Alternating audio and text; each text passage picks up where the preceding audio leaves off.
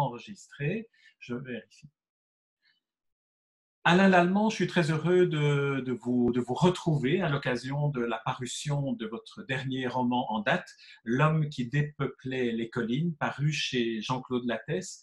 Après la réédition en livre de poche, d'ailleurs, de votre précédent roman, vous êtes dans l'actualité éditoriale en tant que journaliste romancier. C'est un des sujets que j'aimerais aborder avec vous. Et peut-être en commençant par évoquer votre parcours dans quelques éléments. On sait que vous avez été grand reporter, que vous avez été le créateur d'un réseau de journalisme d'investigation. Vous êtes aussi professeur de journalisme à l'UCL et j'étais très intéressé par l'intitulé du cours que vous y donnez parce que ça pourrait nous permettre d'aborder le passage du journalisme au roman. C'est l'introduction au cours de votre cours s'intitule « Journalisme narratif ». Alors ma première question est à quel moment et comment vous êtes-vous dit que vous éprouviez le besoin de passer du journalisme d'investigation puis du journalisme narratif vers le récit? Votre premier récit a été publié chez Luce-Wilquin et racontait le travail des accompagnateurs de reporters dans les lieux de conflit. Comment et à quel moment s'est passé ce passage, ce besoin d'écrire de la fiction à partir de votre travail de journalisme et de votre expérience de journaliste? Il y a deux choses. Il y a le passage du journalisme brut, dur, rêche, comme on l'aimait dans les années 70 et 80, factuel, extrêmement froid, à un journalisme qui soit narratif, c'est-à-dire qui reconnaisse que dans la mémorisation et dans la structuration du discours, il faut arriver à glisser un récit. On n'a de sens, la vie n'a de sens que pour autant qu'il y ait un récit. C'est très important parce que c'est là que se trouve la pierre d'achoppement de cette réflexion et ce qui fait rejoindre le journalisme et la fiction. C'est la nécessité de faire évoluer des personnages, qu'ils soient dans le réel ou dans la fiction, mais qui ont chacun leur logique, et c'est cette logique qui nous permet d'appréhender le monde. Maintenant, à partir de quel moment est-ce que le réel ne suffit plus et vous avez envie de passer de la narration du réel à la narration de la fiction? Pour moi, c'est très clairement les périodes de correspondance de guerre. Tant que j'étais dans des guerres, je dirais, de basse intensité, comme j'ai couvert la guerre au Sri Lanka, j'ai couvert la guerre en Yougoslavie ou en Colombie, je pouvais toujours retrouver des histoires humaines qui pouvaient rentrer dans le cadre de la narration réelle dans un journal avec un espace maximum de 10 000 caractères, espace compris pour parler popote. À partir du moment où vous entrez dans des guerres extrêmement brutales, totales, comme l'était l'Afghanistan, l'Irak et plus encore les guerres africaines, la guerre du Libéria, tout d'un coup vous êtes submergé par quelque chose qui est trop lourd pour les colonnes de votre journal, qui est trop lourd pour l'écriture factuelle et qui vous pousse à aller vers, non pas l'hyperbole, mais le réel qui se trouve derrière le réel, c'est-à-dire l'image poétique. Or, l'image poétique est quelque chose qui ne rentre pas dans le cadre du journalisme tel que nous l'entendons actuellement. Et donc, il fallait soit aller vers le grand format, ce en quoi nos journaux n'étaient pas prêts au début du siècle, soit aller vers la fiction pour essayer de mieux appréhender ce qu'était le réel. Parce que c'est ça le défi. Le défi n'est pas d'inventer des histoires pour le plaisir d'inventer des histoires, même si j'y trouve beaucoup de plaisir, même si j'espère que mes lecteurs y trouvent beaucoup de plaisir. Il y a un signifiant. On va chercher, on va lire du réel, on va lire de la fiction pour mieux comprendre le monde réel dans lequel nous évoluons. Nous ne sommes pas simplement en train de nous faire plaisir en lisant de la science-fiction, du fantastique, des récits historiques ou de l'imaginaire. Même quand vous lisez une bleuette, vous essayez de savoir mais comment est-ce que je peux mieux appréhender ma vie? Quelle est la leçon? Est-ce que ce personnage de fiction, de pure fiction que j'ai devant moi, est-ce qu'il me dit quelque chose? Est-ce qu'il m'aide à avancer? Et si vous n'aimez pas un personnage, c'est parce que vous n'y croyez pas. Autrement, tous les autres personnages vous intéressent. Est-ce qu'à partir de ce que vous venez de dire sur les personnages, sur une certaine forme d'empathie à l'égard des personnages, est-ce qu'on pourrait évoquer votre première publication strictement littéraire, qui est ce récit dédié aux guides locaux des correspondants de guerre, que vous avez publié, dont la préface était signée de Peter Arnett. J'aimerais que vous disiez un mot sur Peter Arnett, le correspondant de la guerre du Vietnam, qui finalement est peut-être à l'origine de la fin de la guerre du Vietnam aussi, comme tous ces journalistes qui étaient sur place. Comment ce récit est-il resté un récit? Et n'avez-vous pas déjà à ce moment-là passé à l'étape du roman? Pour être tout à fait exact, et là, chapeau, Monsieur Jonio, les 2 dernières pages sont du roman, parce qu'il aurait été impossible de restituer le récit sans déraper dans une synthèse qui devenait romanesque. Pour le dire de manière compacte, j'ai dû compacter la chute de ce récit de telle manière qu'elle a pris la dimension d'une hyperbole et donc d'un roman. Donc c'est un récit, et en couverture on a mis roman à cause de ces 2 dernières pages, parce que ces 2 dernières pages qui rendaient un hommage à Camus était en fait un condensé de ce que j'avais vécu avec ce qu'on appelle un fixeur, donc un guide qui vous aide, qui vous mène à travers la guerre, et que j'ai présenté cette leçon de vie de manière tout à fait fictionnelle. Je n'ai pas trahi la réalité de mon fixeur, parce qu'aucune des autres pages de ce livre ne trahit la réalité de mon fixeur, mais là, il y avait quelque chose qui ne correspondait pas à la déontologie du récit journalistique narratif. C'est une très belle manière finalement de présenter ce passage vers le roman, puisque ce sont les 2 ou 3 dernières pages du récit consacré au lecteur qui vous conduit au roman. Et peut-être que de là, on peut partir. Alors, on parlera d'autres dimensions de cette approche plus théorique, je dirais, du passage au roman, mais peut-être en entrant maintenant dans l'homme qui dépeuplait les collines, donc votre dernier roman en date. Alors, dans un roman, on peut dire sommairement qu'il y a une situation, des lieux, des personnages et un style. J'aimerais si vous êtes d'accord avec ce cadrage relativement sommaire, alors, peut-être partir du titre de votre roman, L'homme qui dépeuplait les collines. En réalité, c'est vers la fin du roman qu'on découvre lequel de tous ces personnages est justement l'homme qui dépeuple les collines. Ce sont ces trafiquants d'enfants dont vous faites un portrait qui est absolument bouleversant, qui étreint le lecteur, de même que la manière dont on exploite ces enfants dans les mines d'or. Vous décrivez, on a l'impression d'être dans un grand film américain.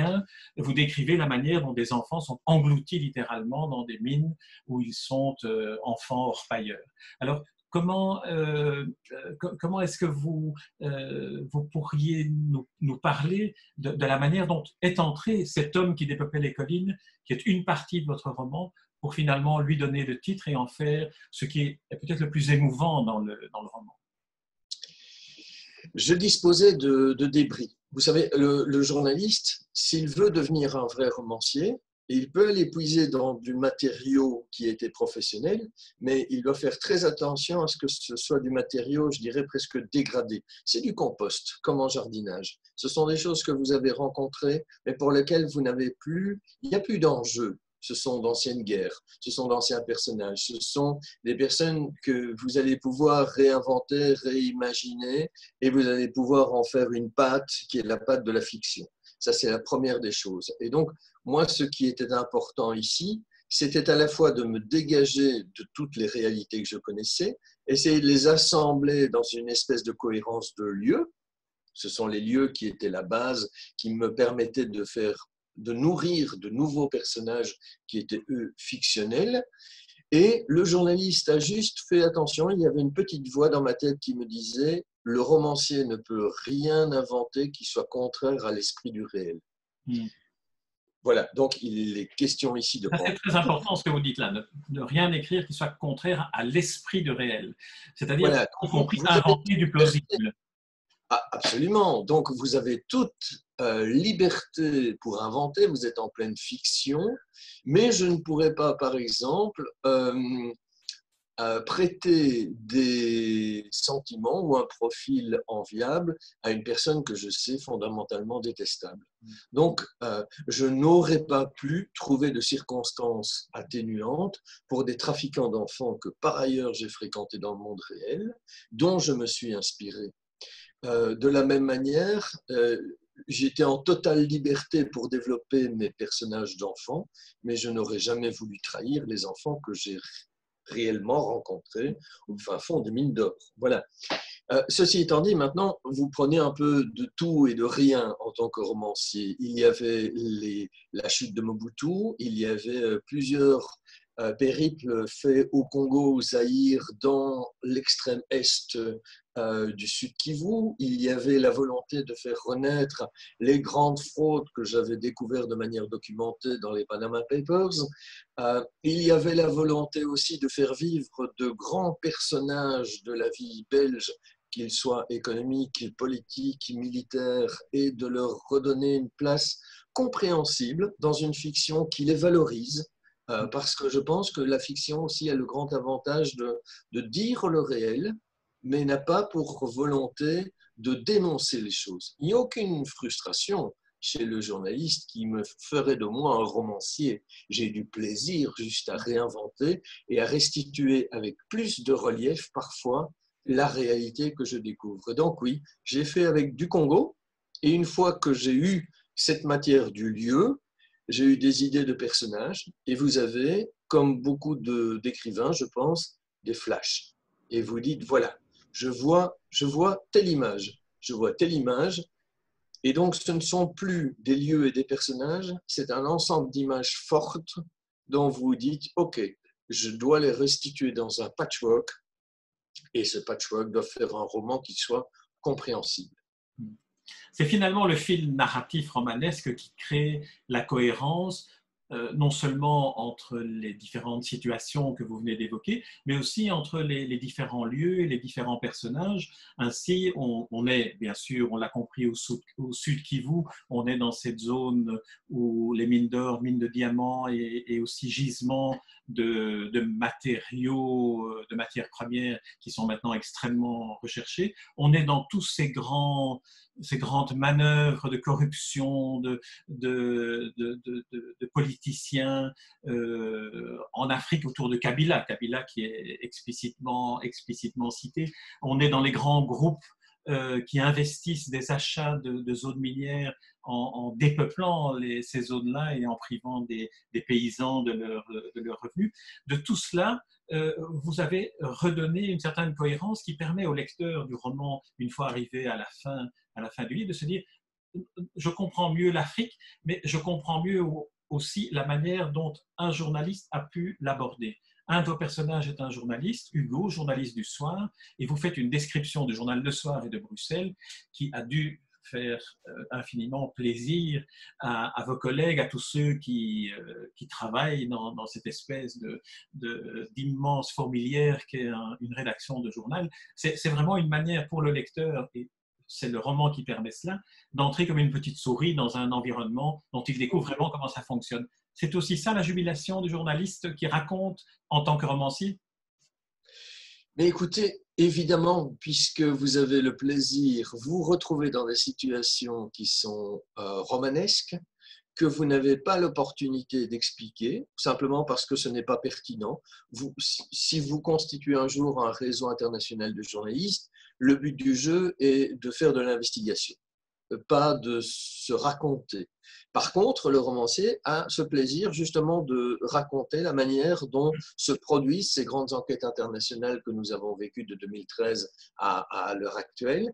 Et l'autre bonheur pour moi était par exemple, oui, d'emmener le lecteur dans les caves du journal Le Soir à un moment où elles disparaissaient justement. Donc ces caves ne sont plus visitables telles que je les décris, mais à l'époque où j'ai écrit ce livre, en 2018, elles étaient encore visitables de cette manière-là. Et je pense qu'il y a, ce n'est pas une des volontés du roman, mais si, pourquoi ne pas devenir intelligent en s'amusant dans la fiction, se dire, tiens, est-ce que vous savez que sous la rue Royale, dans les archives du soir, vous avez encore toutes les archives du Belgica en exploration. Vous avez encore les archives du Congo de Léopold II. Vous avez encore, je ne sais pas moi, la conférence internationale contre l'esclavage. Et vous dites tout ça a existé, tout ça est un temps de la Belgique qui existe encore dans nos caves.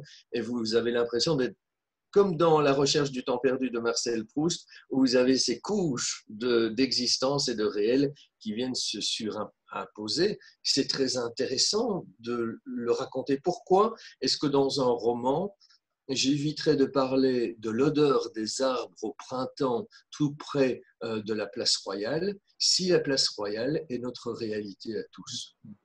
Et c'est vrai que ce que vous évoquez, cette espèce de labyrinthe en sous-sol des archives, on a vraiment envie d'y aller, de se dire on est là dans une mine incroyable d'histoire et d'information, l'histoire du journal Le Soir, mais aussi l'histoire de la Belgique depuis ses origines. Et c'est tout à fait une description tout à fait formidable que vous faites et qui donne le sentiment au lecteur qu'il y est, mais surtout qui éveille en lui la curiosité d'y aller vraiment et de voir un peu ce qu'il en est. De même d'ailleurs, sur tout ce qu'on découvre sur le travail que vous avez mené avec ces journalistes d'autres journaux européens, sur toute cette effervescence qu'il y a, cette adrénaline qui monte chez le journaliste d'investigation lorsqu'il sent qu'il a un de ces leaks, comme il y a eu les Panama Papers. Et là, vous imaginez qu'un Africa Leaks arriverait enfin à maturité et pourrait donner toutes ces ressources d'information. Alors, quand vous avez écrit ça, vous vous êtes souvenu de ce que c'était pour vous, cette effervescence de l'investigation au niveau international avec des collègues aussi passionnés que vous? Je l'ai écrit en temps réel, donc j'étais toujours en plein dedans. Quand j'ai écrit le premier jet de ce roman, j'avais encore 2 grandes investigations qui allaient sortir et on voyait tellement bien qu'un jour se dessinerait un Africa Leaks. Je pense que ce n'est pas totalement de la fiction, c'est juste une prémonition. Ça, c'est le premier point. L'autre chose, c'est que nous avons eu l'occasion, en tant que journal belge, d'aider des Africains à développer leurs leaks, d'aider des Africains de Madagascar ou des Africains de Congo ou des Africains de Côte d'Ivoire à aller explorer ces documents. Et quelque part, c'est quelque chose de très touchant. Vous n'avez pas évidemment la même jouissance quand vous trouvez un scoop, mais quand vous les aidez à découvrir leur scoop, alors je peux vous dire que véritablement, vous avez une fraternité qui se construit et je pense que cette fraternité, parce qu'elle obéit non pas à des obligations financières ou professionnelles, mais juste parce qu'elle est fraternelle et qu'elle est dans l'éthique, dans le sens de ce que vivre ensemble veut dire, eh bien, c'est romanesque, ça vous fait plaisir et vous avez envie de le partager, envie de partager ce plaisir dans un roman.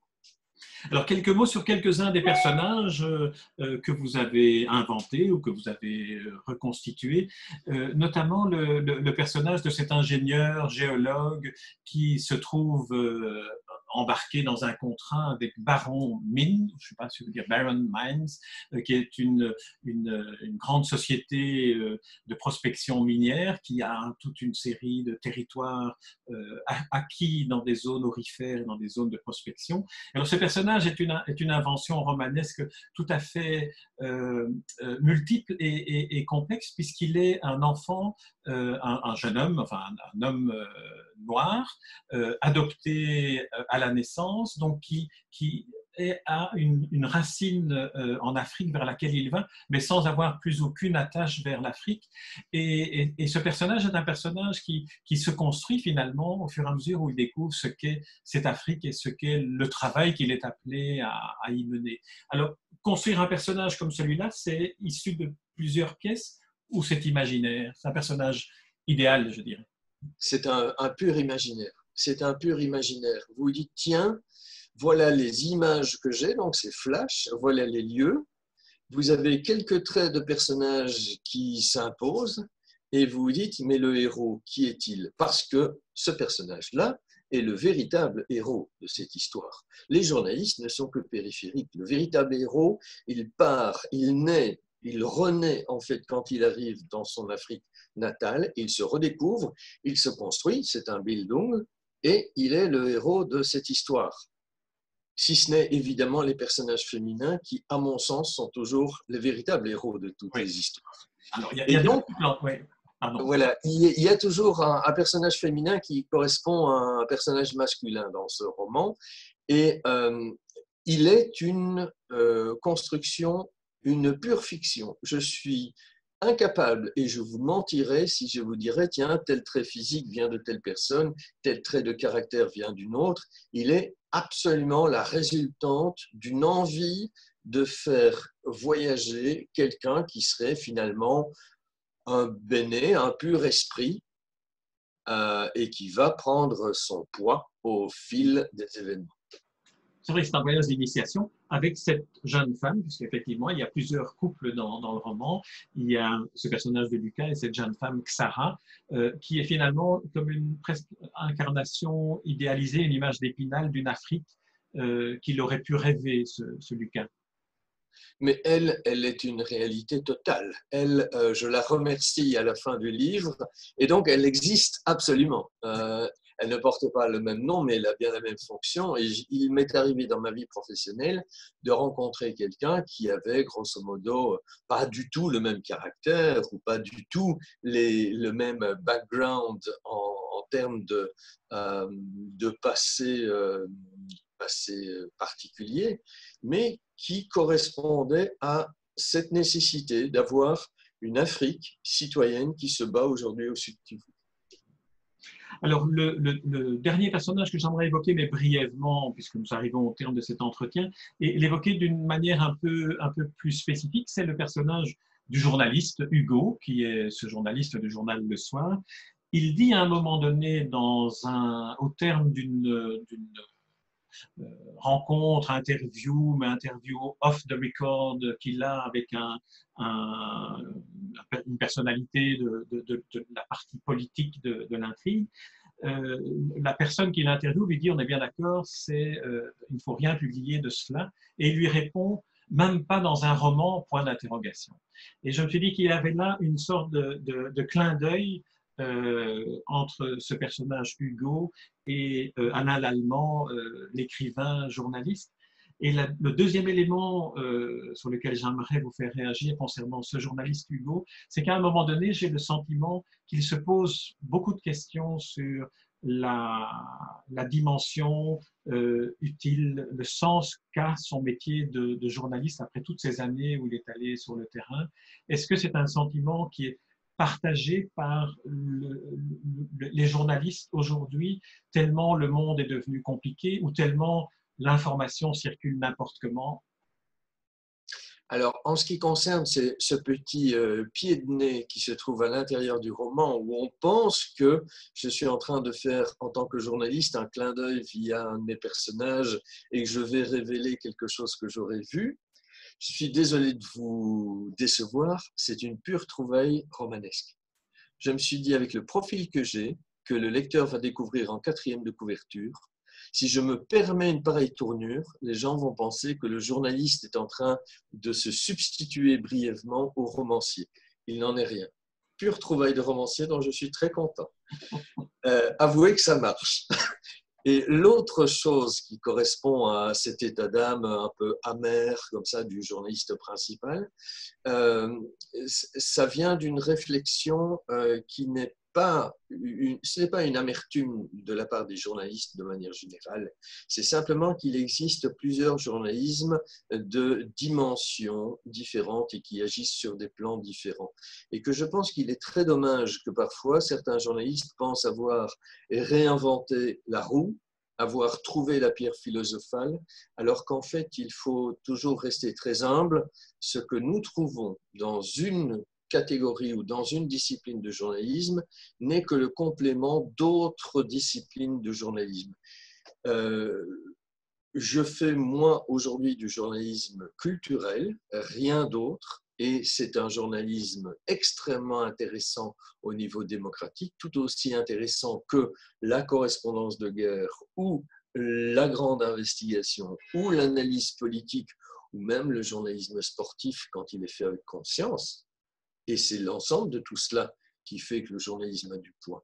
C'est cette question-là que je voulais faire apparaître. Très bien. Alain Lalonde, pour terminer cet entretien, deux petits commentaires très brefs que je vous demanderai. Lorsque j'ouvre un livre, je regarde toujours s'il est dédicacé ou dédié à quelqu'un, à qui il est dédié, et s'il y a des remerciements, à qui s'adressent les remerciements. J'aimerais vous dédier le livre à Bernard Légas, L'homme debout. Qui est Bernard Légas, ce poète? Vous le connaissez bien? Est-ce que c'est bien lui, Bernard Légas, ce poète qui est tétraplégique? Exactement. Donc, nous nous connaissons très bien. Nous avons pour l'instant, confinement oblige, de nombreuses rencontres par Skype. Et c'est lui qui m'a dit un jour, Alain, bats-toi. Et c'est lui qui m'a poussé à me battre pour le dernier roman publié chez Luce Wilquin. Et il m'a véritablement donné la pêche. Et il faut savoir que ce poète tétraplégique, moi je l'ai vu le jour de ses 50 ans, il s'était mis un pari en tête qui était de se dire ce jour-là, alors qu'il est absolument incapable de bouger, ce jour-là devant mes amis, je serai debout et je leur parlerai. Et je l'ai vu le faire. Et je dis, Bernard Légas, l'homme debout, c'est absolument incroyable, incroyable. Voilà. Quant aux remerciements, ils sont nombreux, mais vous aurez vu que j'épingle en particulier quelques auteurs belges, Voilà. qui sont des gens qui n'ont pas, qui sont des gens qui, à des moments de grand gouffre, où vous dites, est-ce que ça vaut encore la peine d'écrire? Est-ce que ça vaut encore la peine d'essayer d'être édité? Sont venus me trouver pour me dire, Alain, oui, oui, il faut continuer. Jacques de Decker était un d'eux. On a toujours pensé que j'étais en pétard personnellement avec les frères de Decker, mais non, pas du tout. Je m'entendais très bien avec Jacques, et Jacques trouvait que ma plus belle déclaration de guerre, autre titre publié de Luce Wilquin, était vraiment un livre pour lequel il fallait se battre. Et il me disait, oui, et dans la jungle Dieu dansait, c'est bien, mais ma plus belle déclaration de guerre, ça c'est un bouquin. Et je ne l'ai pas oublié. Est-ce que c'était pour celui-là que Bernard Légas devait vous encourager à le continuer? Et dans la jungle Dieu dansait. Donc c'est ce livre-là où Bernard Légas m'a vraiment poussé à le défendre, à me dire, OK, on va manger le monde et on va faire circuler cette histoire, on va la faire vivre. Alors, les deux autres écrivains, outre Jacques de Decker, et vous faites d'ailleurs allusion au Kazakh-Gate dans le roman d'une manière qui, effectivement, peut faire comprendre qu'il n'y a pas de raison qu'on vous attribue une animosité spécifique à l'égard des frères de Decker. Vous citez deux autres auteurs, Pierre Mertens, qui Oui, était Pierre un Mertens. collègue de Spar. Pierre Mertens avait lu Et dans la jungle Dieu dansait, et dans le cadre du prix Rossel, et il m'avait juste envoyé une bafouille à un moment où il n'allait pas bien, et il m'avait dit, Alain, j'apprécie l'idée, continuez. Mais quand vous recevez ce genre de lettres, et que vous êtes un journaliste chevronné, mais un très jeune romancier, je vous le garantis que ça vous fait vivre quelques semaines. Ça, c'est vraiment un épi sur lequel vous avez envie de grignoter. Et puis, il y a un troisième auteur. Alors voilà, là, parce que là, celui-là, Paul Colise, j'aimerais bien que vous nous disiez l'effet que ça fait d'être le personnage d'un roman de Paul Colise. Alors, il l'a fait 3 fois au total. Donc, il y a 3 romans de Paul Collis dont je suis un des personnages. Le premier, ben, ça s'est fait un peu sans que je le sache. Il m'a prévenu au dernier moment. Les 2 autres se sont développés, mais surtout, qu'a fait Paul Collis? C'est qu'à un moment, dans une foire du livre à Bruxelles, il m'a dit, mais Alain, ce qu'il te faut, toi, c'est un bon agent. C'est un bon agent et c'est lui qui a fait la jonction avec une personne remarquable que je remercie également, qui est mon agente parisienne, Valérie Miguel Crac, qui est l'agente de Paul Collis, qui est maintenant mon agente, et qui est quelqu'un de remarquable, qui a pris un manuscrit, qui a dit « Ok, on peut en faire quelque chose, oui, mais vous êtes prêts à travailler parce que ça va être très dur. » Et c'est devenu L'homme qui dépeuplait les collines. Et puis, il y aura d'autres histoires plus tard qui sont en chantier. Et vous avez là quelqu'un qui a un vrai talent, qui n'est pas là pour vous imposer un style, qui est là pour vous faire remarquez en toute simplicité, toute humilité ce qui pourrait être amélioré, qui vous demande est-ce que vous voulez y aller, et ça vous prend des mois. Et vous travaillez, quand je dis des mois, ça vous prend presque une année pour aller plus loin, dépasser vos personnages, leur faire rendre tout ce qu'ils ont à donner. Et après, vous avez quelque chose qui est, je pense, assez abouti. C'est le cas tout à fait. Et alors, je suis très heureux d'entendre que, à l'instigation ou avec les encouragements de votre agent littéraire, d'autres histoires sont en cours de préparation. Parce que ce livre, malheureusement, est sorti au début du confinement, ce qui n'a pas été le moment le plus propice pour le faire connaître comme il mériterait de l'être. Et comme j'espère, nous contribuons ici à le faire connaître. Alors, je rappelle le titre de votre dernier roman en date, L'homme qui dépeuplait les collines, paru chez Jean-Claude Lattès, et je vous remercie Alain Lallemand pour cet entretien et puis pour ce livre que j'engage tous ceux qui nous écoutent à lire toutes affaires cessantes et à faire peut-être comme je l'ai fait, c'est-à-dire finalement aussi un peu le dépouiller, aller un peu explorer à l'intérieur du récit fictif tout ce qui est la part du plausible, tout ce qui est la part du sensible et puis tout ce qui est la part de ce que nous recevons comme information à partir de ce roman. Merci Alain Lallemand. Merci à vous, merci à votre curiosité.